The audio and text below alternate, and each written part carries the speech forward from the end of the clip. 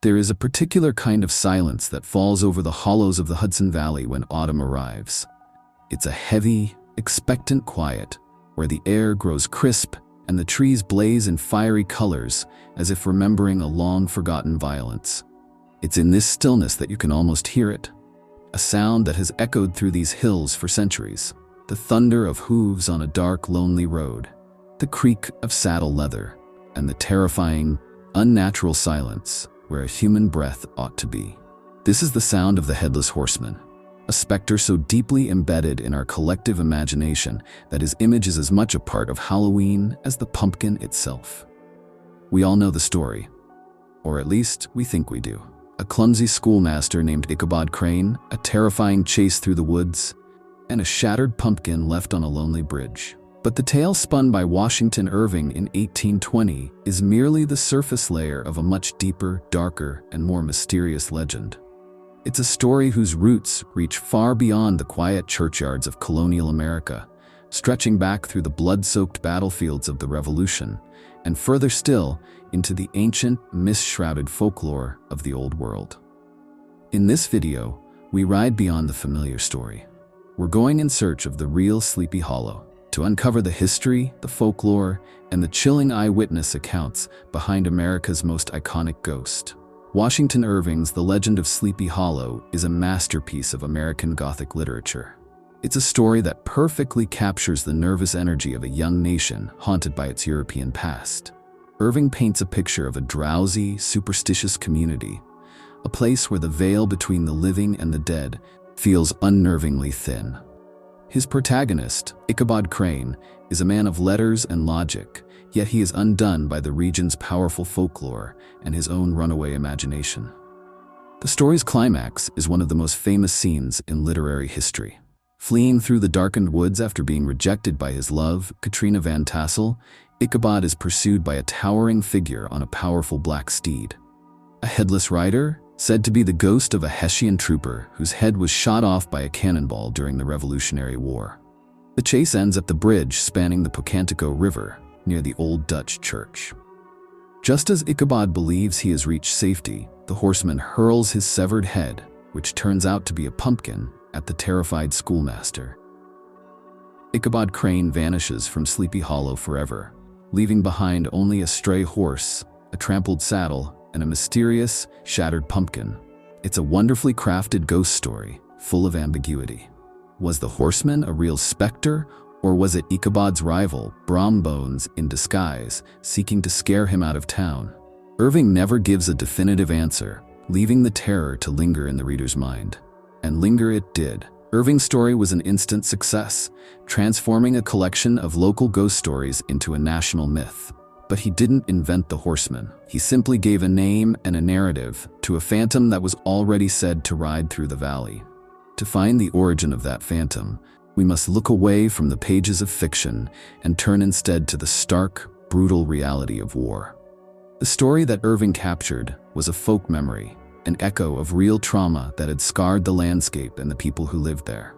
The true tale of the horseman begins not with a schoolmaster's flight of fancy, but with the roar of cannon fire and the very real horror of a soldier's death. A death that was said to be so violent, it trapped his spirit between worlds, forever searching for what it had lost. In the autumn of 1776, the American Revolution was in a desperate state. George Washington's fledgling army was in retreat, relentlessly pursued by the superior British forces.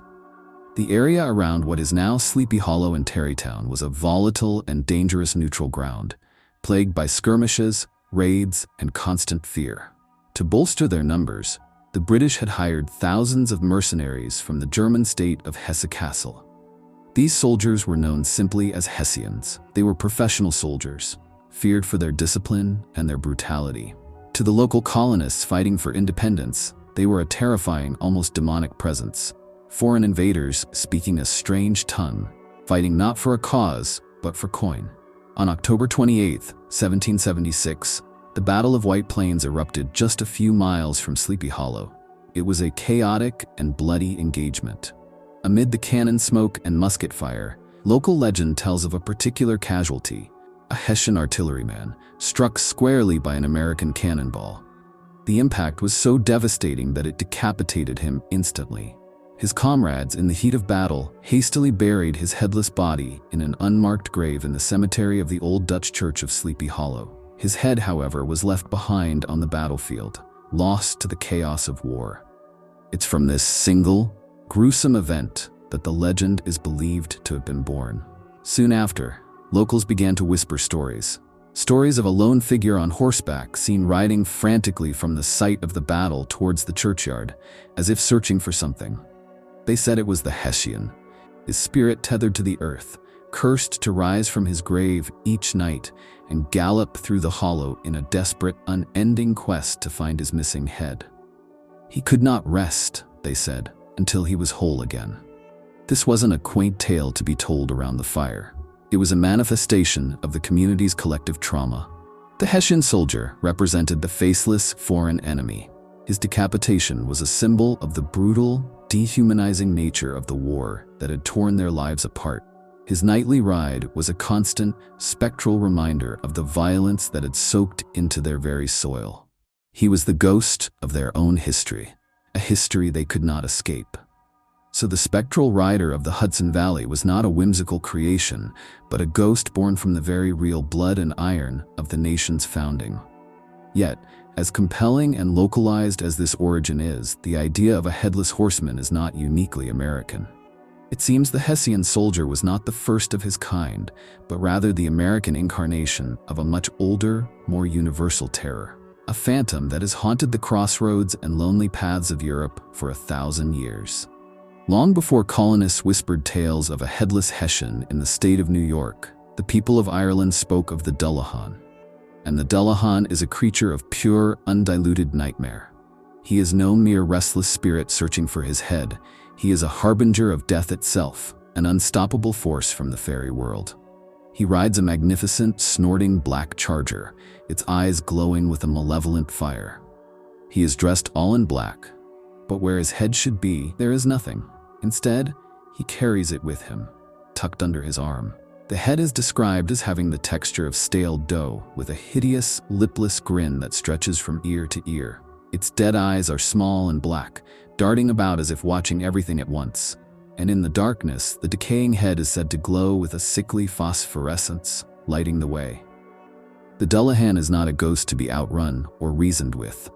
He uses a whip crafted from a human spine, and the wagon he sometimes drives is adorned with funeral objects, thigh bones for the wheel spokes, a skull for a lantern. When the Dullahan stops riding, it is because he has arrived at his destination. He speaks a name aloud, and at that very moment, the soul of the person he has named is ripped from their body. There is no defense against him. Locks and gates fly open at his approach. The only thing said to give him pause is the sight of pure gold. Even a single gold pin dropped in his path might cause him to vanish. In Irish folklore, he is the embodiment of a sudden, inescapable end. He is not a lost soul, he is a collector of them. And this terrifying figure is not alone. Across northern Europe, tales abound of the wild hunt, a ghostly procession of hunters and hounds that tears across the sky on stormy nights. Led by figures like the Norse god Odin or other spectral leaders, the hunt is an omen of catastrophe, war, plague, or the death of those who witness it. While the leader of the hunt is not always headless, the archetype is the same. A supernatural, thundering cavalcade that brings terror and doom in its wake. It's no coincidence that the American Headless Horseman was a German Hessian. These Germanic folk tales of spectral riders and the wild hunt would have been deeply ingrained in the culture of the German soldiers and the many Dutch and German settlers of the Hudson Valley. When the story of the decapitated soldier began to spread, it didn't emerge in a vacuum. It fell upon the fertile ground of these pre-existing ancient beliefs, merging the specific trauma of a recent war with the primordial fear of a dark rider in the night. The Headless Horseman of Sleepy Hollow, then, is a perfect synthesis. A ghost with a local, historical identity, but a terrifying soul drawn from the deepest wells of European folklore. History and folklore provide a powerful foundation for the legend. They explain where the story likely came from and why it took such a firm hold on the imagination. But for many, the Headless Horseman is not confined to the pages of a book or the annals of history. For them, the story isn't over. They believe he still rides. Sleepy Hollow and the surrounding areas have, for over 2 centuries, been a focal point for strange encounters and chilling claims. The Albany Post Road, the very route Ichabod Crane fled along, remains a hotspot for alleged sightings. People driving late at night have reported the sudden, inexplicable sound of a horse galloping alongside their car, only to look and see nothing there. Others have claimed to see a dark, shadowy figure on horseback, silhouetted for a moment on a ridge or at the edge of the woods, before vanishing as suddenly as it appeared. Local police blotters and historical societies have, over the years, collected dozens of these anecdotal tales. Stories of people being chased by an unseen horse, of feeling a sudden, bone-chilling cold while passing the old Dutch churchyard, of glimpsing a figure so terrifying that they sped away too frightened to look back. Of course, none of these sightings have ever been verified. There is no photograph, no clear video, nothing but frightened testimony and local legend. Skeptics rightfully point out that the power of suggestion in a place so famous for its ghost story is immense. An overactive imagination, a trick of the headlights, the sound of a deer crashing through the underbrush. All of these can be easily mistaken for something supernatural when you're already primed to expect it. And yet, the stories persist. They are told not by tourists seeking a thrill, but by longtime residents, people who grew up with the legend as a constant, looming presence in their town. It speaks to a powerful truth about such places. When a story is told for long enough, when it becomes deeply interwoven with the identity of a landscape, it begins to take on a life of its own. The ghost may or may not be real, but the fear certainly is. The legend has become a permanent feature of the Hollow, as real as the trees and the river. So what is the Headless Horseman? Is he the lonely ghost of a fallen Hessian soldier, forever searching for his head on the battlefields of a long-forgotten war? Is he the American descendant of an ancient, terrifying Celtic death god? Or is he simply a brilliant literary creation, a phantom brought to life by Washington Irving and kept alive by our own love for a good ghost story? Perhaps the truest answer is that he is all of these things. He is a memory of war, an echo of ancient folklore, and a masterpiece of fiction. He represents our fear of the past. The idea that history is not a static thing, but a living, breathing presence that can rise up from the grave and pursue us into the present. He embodies the sudden, random violence of death, a cannonball from a clear sky, a fateful encounter on a dark road. The legend endures because it speaks to a fundamental human fear. The fear of being chased by something we cannot understand, something relentless, powerful, and utterly alien. So the next time you find yourself on a quiet country road as darkness falls, and the wind whispers through the skeletal branches of the autumn trees, listen closely.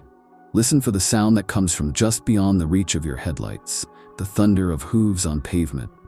Because in the deep, drowsy hollows of our world, some stories never truly end, and some riders never stop searching.